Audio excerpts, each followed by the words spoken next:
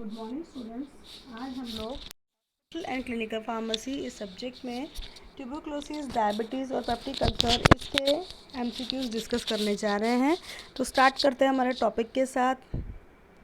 First question है, causative agent of tuberculosis is mycobacterium लार्वे, mycobacterium tuberculosis, E coli and D none.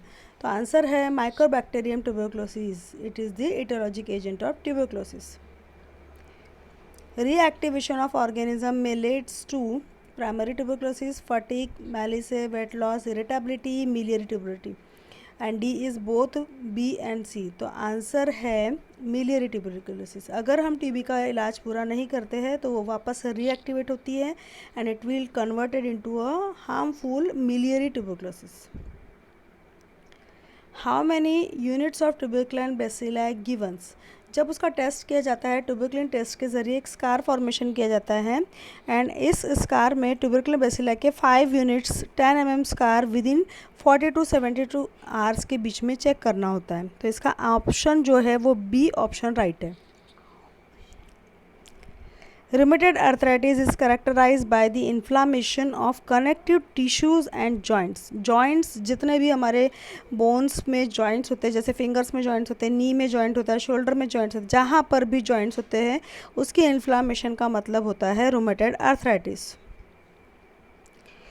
Next, rheumatoid arthritis is an autoimmune disease. ये एक autoimmune disease है। हमारे body का system, immune system ही body में disease develop करने जैसे सिम्टम्स डेवलप करता है एंड आर्थराइटिस की प्रॉब्लम शुरू हो जाती है। Diabetes mellitus cause due to lack of insulin. एक इंसुलिन नाम का हार्मोन रहता है जो पैनक्रियास से सिक्रेट होता है, उसके डेफिशिएंसी की वजह से ही डायबिटीज़ मेलाइटिस अराइज होता है। ADH secreted by both A and C, answer pituitary gland and kidney, दोनों से ये हार्मोन सिक्रेट होता है।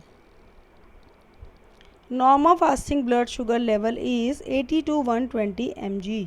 ठीक है।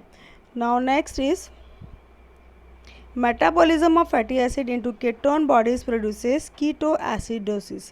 फैटी एसिड जब भी मेटाबोलाइज होते हैं तो कीटोन बॉडीज बनते हैं and this process is known as keto acidosis.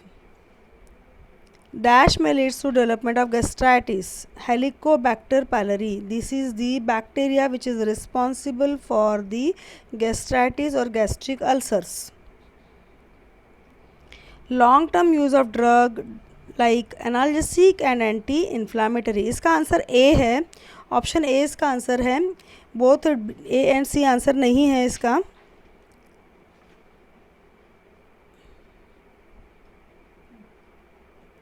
Both A and सी इसका आंसर नहीं है। Analgesic and anti inflammatory only the answer which causes damage to the lining of stomach. A is the correct answer, analgesic and anti inflammatory.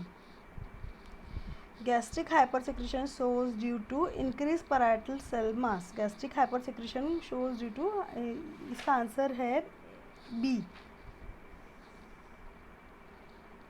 Gastric ulcer it is a stomach ulcer. It is a more common in men and that women occurs less frequently than duodenal ulcer. All of the answer above. Answer is all of the above. Gastric ulcer caused due to breakdown of parietal cell, breakdown of mucosal barrier, back diffusion of acid secreted by parietal cell, both B and C। तो answer इसका D है, both B and C दोनों कारण है उसके mucosal barrier खराब होना और back diffusion of acid, HCl का back diffusion. Duodenal ulcer mostly occur in patient, hyperthyroidism का पेशेंट अगर रहेगा तो स्मोकर्स रहेंगे, रूमेटॉइड आर्थराइटिस का पेशेंट रहेगा तो ऑल ऑफ दी अबव, इन सारे पेशेंट्स को ड्यूडेनल अल्सर हो सकता है। After meal blood sugar level rises to 150 mg/person।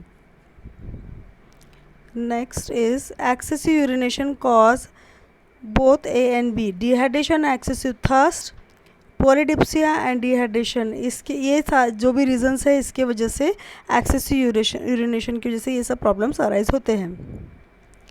Genetic factor में leads to duodenal ulcer. There are some genetic factor which leads to duodenal ulcer. Ulcer persist 4 to 6 weeks, causes peritonitis and pancreatitis, peritonitis मतलब peritoneum cavity की inflammation, और pancreatitis मतलब pancreas में inflammation होना। ये ulcer जो रहते हैं उसे 4 to 6 के बाद में ये सिम्टम्स दिखाई देता है। नेक्स्ट क्वेश्चन इज पेशेंट में show iron deficiency anaemia. Answer है बोथ ए एंड बी। तो पेप्टिक अल्सर एंड डिओडोनल अल्सर, दोनों अल्सर्स के केस में अल्सर से ब्लीडिंग होने की वजह से आयरन की डेफिशिएंसी एनीमिया शो होता है।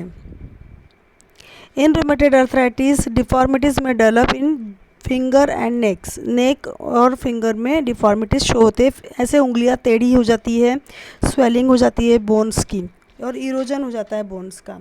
ठीक है, next question. Thank you, thanks for watching.